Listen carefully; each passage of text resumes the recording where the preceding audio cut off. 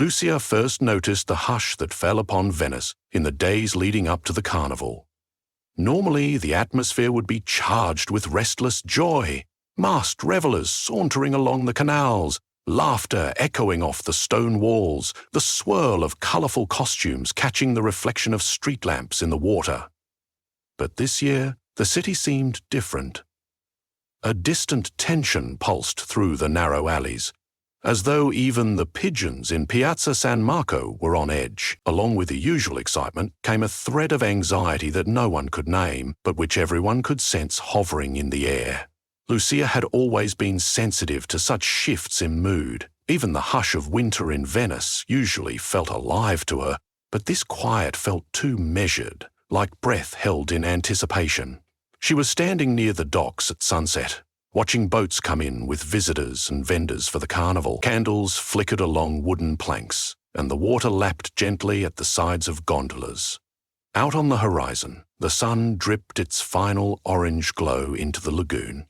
Ball gowns, elaborate cloaks, and masks with elongated beaks or exquisite filigree passed by in a dreamy parade. Yet Lucia could not shake off a growing dread. She had heard rumours, whispers, that something extraordinary would happen during this year's feast, something also rarely spoken of except in hushed conversation, a blood moon, coinciding exactly with the culmination of carnival festivities. She recalled her grandmother's stories about the old Venetian legends. Growing up in an apartment that overlooked a small piazza behind the basilica, Lucia had spent many afternoons listening to those tales. Her grandmother told her of the time-honoured symbol of Venice, the winged lion, usually portrayed with an open book under its paw. Every child learned how it represented strength, wisdom, and the spirit of St. Mark. But in the more secretive tales, the lion was not merely a symbol. It was believed that real winged lions once roamed the city's skies every blood moon, offering protection against hidden threats that lurked in the labyrinth of canals. Some claimed that dozens of carved lion statues scattered around Venice, on facades, columns, gates, were hushed reminders of these creatures' presence, their stone shapes waiting to awaken at the proper cosmic moment. She never believed such a thing literally. Yet the older she got, the more she realized that the city itself seemed to breathe with a mysterious life, and old legends sometimes carried a small kernel of truth. On the morning of the carnival's grand opening, Lucia made her way through the winding streets to visit an elderly artisan named Signor Verdi, whose expertise lay in restoring ancient sculptures. He had a workshop crammed with chipped marble figures and cracked stone columns. Dust motes swirled in the single beam of light that slanted through his stained glass window. Her grandmother had once mentioned that if anyone knew about the old guardians and their significance, it would be Signor Verdi. He greeted her politely, setting aside a set of fine brushes used for removing dirt from sculpture crevices. "You want to know about the winged lions, yes?" he asked, his voice warm but also carrying an undercurrent of worry. Bits of stone dust hung in the creases of his apron. He studied Lucia's face. "All of Venice knows the official stories, how we revere the Lion of St. Mark. But I suspect that's not why you've come." Lucia nodded, twisting her fingers anxiously. I just remember my grandmother's stories. She spoke of guardians that would awaken during the blood moon to protect Venice." Signor Verdi nodded, lips pursed. He leaned closer, the lines around his eyes deepening. "It's not only protection they once offered. Venice, you see, has its own hidden shadows, old curses that seep through the cracks in our history. When the tides of the lagoon were high on that sacred night, these guardians ensured the city survived what lurked beneath the water's surface." Slowly, with caution, he led her to the far corner of his workshop, where a large shape was covered by a velvet cloth. With a soft flourish, he revealed part of a damaged carving, a regal lion's face with glorious wings folded around its body. "This lion's origin is uncertain. I found it near the Rialto building last year, half buried under rubble. The style suggests it's centuries old. Notice anything?" Lucien bent down to examine the sculpture. She brushed the dust from its eyes and saw that they were carved with a peculiar asymmetry. One was shaped like an open arch, the other slightly narrower. "They look alive," she whispered, and the hair on the back of her neck prickled. The old restorer nodded. "Indeed. Legends claim the lions were guardians of an oath. If the city's heart was endangered, they would wake from stone to flesh. Given this carnival's alignment with the blood moon, if ever such an awakening were to occur, it would be tonight. Watch the skies." That same evening, Lucia joined a throng of costumed revelers crossing the Academia Bridge. A phosphorescent shimmer played on the canal below. Street performers in pastel ensembles twirled, wooden puppets danced, and the air carried the sounds of violins resonating around ancient arches. Masks of harlequins and jesters flickered in the dim lamplight. Still, Lucia detected a current of unease behind the merriment. As darkness deepened, the moon began its slow emergence. In the east, it rose like a silent sentinel, glowing with a faint bronze hue that promised to darken to red. Lucia found herself weaving away from the bustle, heading toward the quieter corners of the city. She walked past the towering columns in Piazza San Marco, one topped with the statue of the winged lion. The other, crowned by Saint. She paused to stare up at the lion's formidable figure cast in silhouette. Something about the set of its jaw and the outspread wings seemed more menacing than she remembered. Goosebumps emerged on her arms in the chilly breeze. She noticed another figure lingering nearby, also gazing at the columns. He wore a mask, half silver and half gold, with pointed angles around the eyes. His attire was simple compared to the extravagance of others, but something about him commanded attention. He bowed faintly when he noticed Lucia's gaze. "Marvelous piece of history, isn't it?" he said lightly, gesturing to the lion. His voice was calm but carried a hint of gravity. "I've often think that if this statue could speak, it would have centuries of stories to share about Venice." Lucia nodded, inching closer. "Are you visiting for the carnival?" He shook his head. "I'd say I'm here for the moon, though not many realize that's the real spectacle tonight. I hear it's an especially potent blood moon." Then his gaze flickered to her face. "You sense something strange, don't you?" She hesitated. Could she trust this stranger? Yet he seemed to share the same undercurrent of intrigue that she felt. "I sense this city's on the verge of something big," she said. "I can't explain it. There's too much energy in the air." He lifted his mask just enough for her to glimpse the quiet determination in his eyes. "You're not alone in noticing that. Let's see if the old lion becomes restless too." His tone carried the slightest teasing note, but Lucia suspected he was testing her reaction, gauging how much she believed in the deeper myths. "Perhaps," she responded, playing along, unsure whether he was simply humoring the old superstition. They stood there for a few moments, letting the swirling crowd pass around them. Masked dancers spun, torches flared, and laughter erupted from corners of the piazza.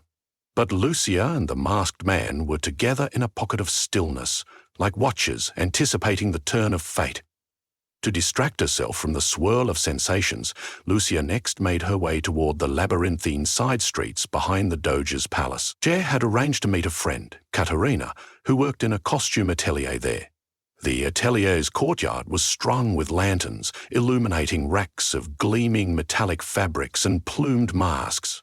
Customers wandered in to make last-minute adjustments to their carnival attire. Lucia spotted Caterina handing off a golden cloak to a client, but the expression on her friend's face reflected the same anxiety that Lucia felt. Caterina led Lucia into a dimly lit corner, away from prying ears. "You felt it, right?" she asked, voice trembling. "I walked by a stone lion near the church of Santa Maria Formosa this morning, and I could swear I heard it growl." Lucia's heart quickened. "I haven't heard anything like that, but I went to see Signor Verdi. He said the blood moon might trigger an awakening of the guardians. And then in the piazza, I sensed, I don't know, something alive. An electricity in the air." Caterina glanced over her shoulder, making sure no one else was listening. "My grandfather used to say that once the lions awoke, they'd seek out places where the city's defenses were weakest. They might even root out evil hidden among us." She shivered. Not all may cherish their return. Some might see them as a threat. A loud crash outside made them jump. They rushed into the courtyard to discover that a stack of wooden crates had collapsed. One crate split in half, revealing a dark object that looked like a rejected carnival mask, except it was shaped grotesquely, with horns curling back like a demon. It gave off a faint, sulfuric odor. Katerina knelt to inspect it, and her face went ashen.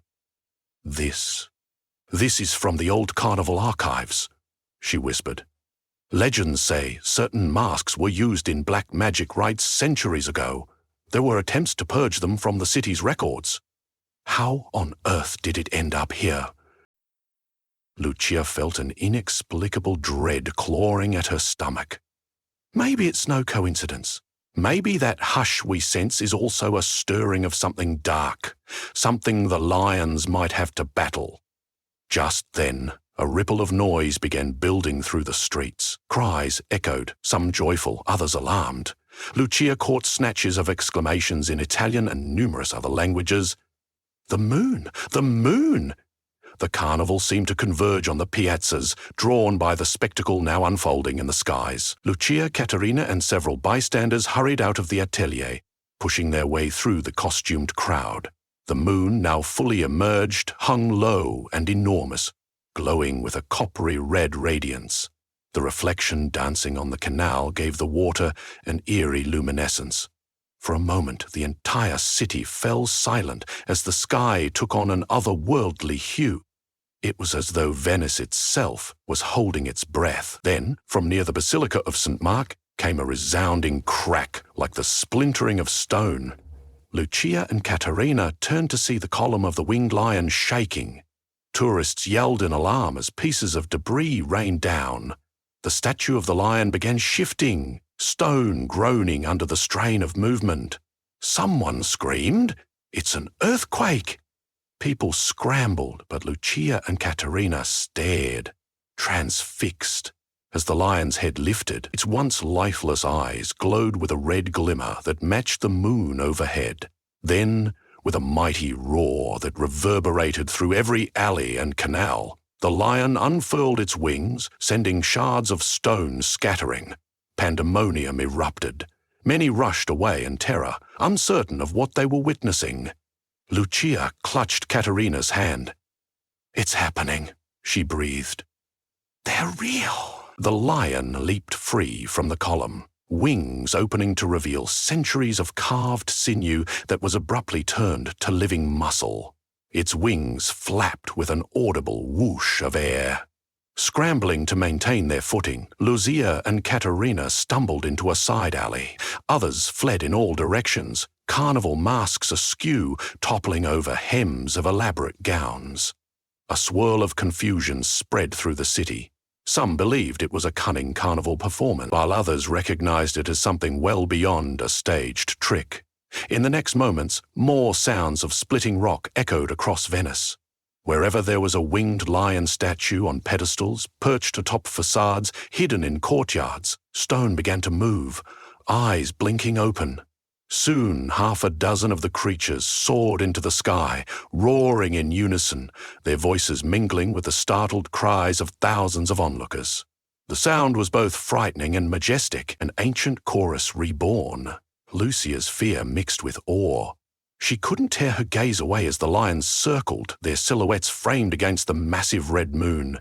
Through the chaotic streets, she caught a glimpse of the masked man from earlier, standing on the edge of a canal, watching the flight of the guardians. He lifted his silver and gold mask just enough to reveal wonder in his eyes. Then, with a determined set of his jaw, he disappeared into the crowd. Amid the spectacle, the gloom in the shadows seemed to thicken, as though drawn by the same cosmic force that had awakened the lions. Whispers fluttered through the crowd. Warnings about flickering silhouettes glimpsed in narrow alleys, shapes that resembled twisted hybrids of human and beast. Some people claimed to see a figure with horns slip into the canal and vanish. Others said they felt cloying air around certain corners. It was as though the carnival's illusions had given way to real phantoms, creeping out of ancient nightmares into the moonlit city. Together, Lucia and Caterina pushed through Piazza San Marco, weaving in and out of throngs of fleeing revelers. Some had discarded their masks, terror draining the color from their faces, and yet others seemed possessed by reckless curiosity, chasing after the winged lions to see if they could capture the phenomenon on cameras or phone screens. Streetlights flickered as if the city's power itself wavered under the ancient magic swirling overhead. A roar broke through the night, louder and more resonant than the others. High above the basilica's domes, a lion with gilded fur soared. Its wings, larger and more resplendent than those of its brethren, caught the moonlight in a breathtaking sheen. The guardians parted to make way for this imposing figure. Then it dove. Descending toward the square, Lucia instinctively backed up, her heart pounding. The lion's eyes were locked on something near the arcades, as though scanning for intruders. After a few tense seconds, it let out a warning roar that rattled the windows of the grand buildings surrounding the piazza. A second roar rose in answer, but this time it did not come from a lion. From the darkness at the base of the clock tower emerged 3 monstrous figures. They moved with sinuous speed, bodies half hidden by a swirl of black behind cloaks. One brandished a mask eerily similar to the horned one Caterina had seen in the atelier's courtyard. As the watchers in the piazza gasped, the monstrous shapes unleashed a hideous screech, while one of them raised a gloved hand, releasing a spiral of dark energy into the air. The leading lion soared down, pouncing onto the stones, and crouched as though preparing for battle. The other winged lions joined him in formation, their leonine snouts curled back in snarls. The air crackled with the tension of 2 ancient forces meeting again after centuries of dormancy. Lucia's mouth went dry as she realized this was no pageant. A grand conflict was unfolding before them. A hush seemed to spread across the crowd. Adrenaline coursed through Lucia's veins. She might have run for safety if not for a voice that whispered in her mind, an echo of the tales her grandmother once recited. The guardians were awakened to protect Venice from hidden evils.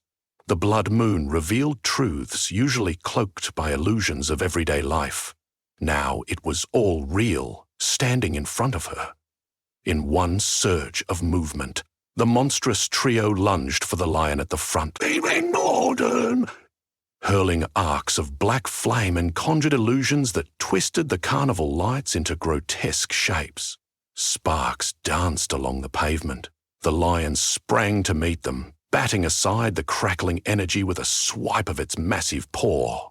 One of the lesser lions roared from above and dove, raking skeletal wings with its claws, driving 2 of the twisted figures backward. People scattered from the arcades, pressing themselves against pillared walls or fleeing into the basilica for refuge. As Caterina looked around in panic, Lucia grabbed her hand. "We have to get out of here," she insisted. But before they could move, the masked man appeared, stepping out from a corner, a determined fire in his eyes. "This way," he urged, beckoning them toward a side entrance leading into the Doge's palace courtyard. "We might not be safe in the open." With hearts thudding, Lucia and Caterina followed him. Through a narrow hallway, they arrived at a small garden inside the palace complex. The sounds of battle outside were muffled, though still fierce. The masked man was breathing heavily. "I've been studying these myths for years," he confessed. "I always had a feeling the carnival's illusions hid something deeper. I never thought I'd actually see the guardians awaken." Caterina sank onto a low marble bench, trembling. "What do we do?"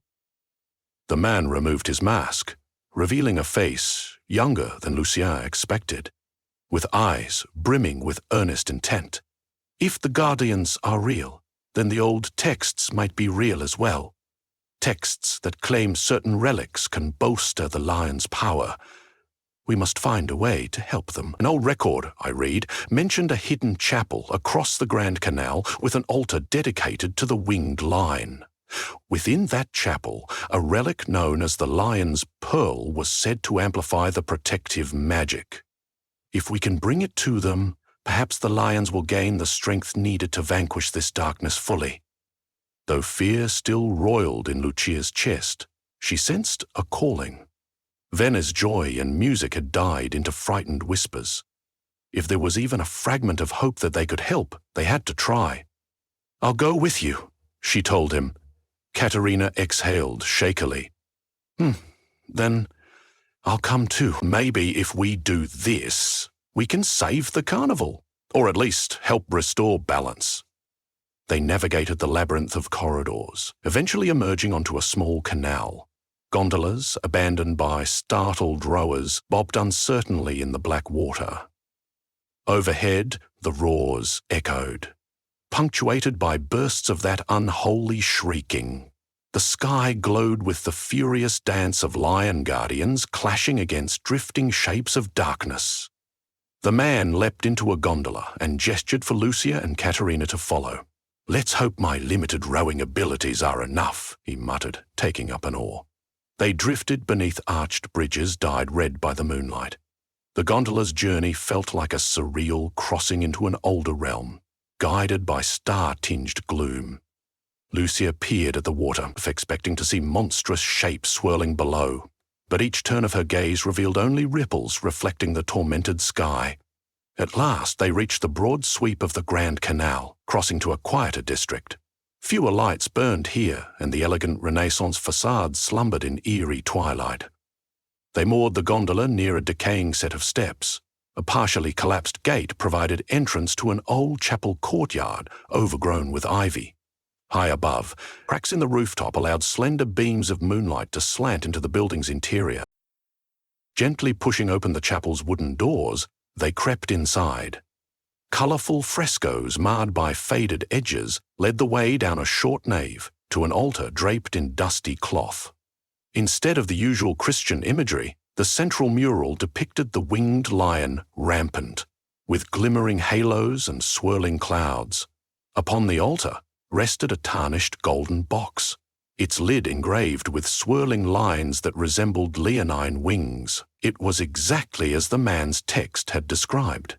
Katerina stepped forward, carefully lifting the box's lid.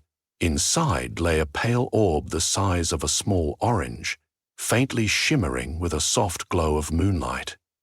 The orb seemed to hum, barely audible yet resonant enough that it vibrated in Lucia's core. "The lion's pearl," Katerina whispered, reverent and afraid. A roar boomed in the distance, echoing through the cavernous silence of the chapel. Another wave of black energy cracked the night, stirring dust from the rafters. The conflict was intensifying. Lucia looked at the man and Katerina, their faces illuminated by the pearl's glow. "We have to get this to the lions," she said, "or they may be overtaken by those creatures." They hurried from the chapel, forging a path back through the deserted streets. No masked revelers remained in this quarter. The carnival's festivities had either paused or been abandoned. Every few steps, the ground trembled with aftershocks from the distant battle. Overhead, faint silhouettes of the guardians flickered across the blood moon, engaged in a fierce struggle. Their roars were now tinged with fatigue and desperation. Skirting around narrow canals, they eventually reached a small bridge leading toward the square again. Within view, the largest lion, the one with gilded fur, crouched near the campanile, battered but unyielding, while a swirling darkness pressed closer. Two of the monstrous figures hovered in midair as if buoyed by some unholy power. The third had been ravaged by the lesser lions, its remains scattered in an alley. Yet these final two were conjuring large masses of dark flames, preparing a final assault. Before anyone could stop her, Lucia sprinted forward, clutching the golden box with the pearl inside. Katerina and the man followed, each holding a torch they had scavenged along the way. As Lucia stumbled across the stones, the gilded lion shifted its weary gaze toward her. Its expression held a question, a profound sadness at the city's plight. Instinct propelled Lucia to hold the pearl aloft. Its soft white radiance intensified under the blood moon, creating ripples of brilliant light that lanced across the piazza. That sudden burst of illumination caught the attention of the monstrous figures. One hissed and flung a bolt of darkness at Lucia. The gilded lion roared and tossed itself in the path. Taking the brunt of the blast, staggering, the lion's wings drooped. Blood, red as any mortal creature's, seeped from wounds along its flank, yet the lion stood firm, baring its teeth in defiance. Lucia felt adrenaline surge through her. She edged closer, ignoring her shaking legs. Positioning the pearl at the lion's head, she whispered words she wasn't entirely sure she had heard from her grandmother's lips or conjured from some hidden intuition. A faint incantation in archaic Venetian dialect spilled from her mouth like a prayer. Brilliant radiance erupted from the orb, bathing the lion in a halo of shimmering energy. Its battered wings mended in an instant, feathers regaining their metallic shimmer, its eyes ignited with renewed fervor. A collective roar rose from all the guardians overhead, as though the pearl's power flowed into them, forging a unified front. In the same moment, the monstrous figures howled, reeling in agony from the unearthly brightness. The gilded lion lunged forward, mouth agape, releasing a sonic roar that crackled with divine force. It struck both creatures, dissolving their shapes into black smoke that the winds of the lagoon carried away. The remaining corners of the city that had teetered on the brink of darkness were cleared in seconds. Victory rang out across Venice in a thunderous echo. A great hush fell in the aftermath, broken only by the heavy panting of the lions. Little by little, fires were extinguished, and trembling onlookers ventured out from hiding places. The guardians gathered around the gilded lion and Lucia, their mighty forms battered but proud. Lucia realized she was breathing in sync with them, her heart pounding with an emotion close to admiration, possibly even kinship. She saw the grateful glimmer in the lion's ancient eyes, and she believed they understood each other perfectly. One by one, as the moon began to shift from scarlet to silvery white, the lions turned their gazes skyward. The hush deepened again. Then, with regal poise, they soared back to the pedestals or facades from which they had emerged. Stone crept up their legs, encasing them once more in slumbering forms. The gilded lion, last to depart, returned to the column in the piazza. It regarded Lucia for a long moment before extending one massive paw. Lucia gingerly placed the lion's paw upon it, an offering that glowed softly in the diminishing red moonlight. The lion bowed its head in solemn acknowledgement. Gradually the stone enveloped its paws, chest, wings, and head, locking the creature back into a silent statue. Only the gentle lapping of the canal waters remained, along with the faint sound of carnival bells in the distance. Caterina and the masked man joined Lucia at the foot of the lion's column. He looked at her with awe. "You managed to channel that power," he whispered. "Venice owes you its thanks." Lucia's legs felt weak, but she smiled, tears threatening her composure. "Not me alone. The guardians live in every heart that believes in the city's spirit." She glanced at the statue's now still face. "We just gave them the means to do what they were meant to do." As if on cue, the clouds parted, revealing the final phase of the lunar eclipse. Soft, silvery moonlight spilled across Piazza San Marco, illuminating broken cobblestones and stones that still glowed faintly with leftover magic. The hush that preceded the carnival's awakening had shattered, replaced by the murmured voices of citizens and visitors inching out of doorways, windows, and the basilica's ornate arches. Tentatively, they began to celebrate. No wild dancing yet, but a tremulous, relieved kind of festivity. They had survived the night. Venice, with its ancient guardians, had once again proven its resilience. At length, the masked man replaced his half-silver, half-gold visor. "Carnival goes on," he said with a small, hopeful smile. He offered his arm to Lucia, who, exhausted as she was, found a second wind in the city's reawakening joy. Caterina followed, straightening her disheveled costume, her eyes shining with relief and wonder. They stepped across the piazza. Gentle applause broke out spontaneously, as though acknowledging not only their efforts, but also the hidden guardians who watched over Venice. Lanterns were relit, The tattered remnants of earlier celebrations were swept aside, and violinists in the arcades picked up their bows to coax new melodies into the night air. Laughter returned, haltingly at first, then with genuine vigor. Strangers embraced, newly acquainted by the courage they had shown, or at least the terror they had endured. Children, eyes still wide with awe, pressed close to parents or older siblings, and high above, perched silently on stone columns and facades, the winged lions kept vigil again, their watchful eyes ready to defend their city whenever darkness dared to return. Lucia lingered in the square before heading home. She placed a tentative hand on the lion's column, aware now that stone and spirit were not so separate. In that moment, she felt a comforting warmth, a testament that the Guardian's magic still endured. All around her, the resurrection of Carnival continued, a dance of mortals, myth and moonlight, forever entwined in the watery city's heart. And though she knew the night's events might become whispered legend in the centuries to come, she also knew Venice would never forget the night the lions awakened under the blood moon to protect them all.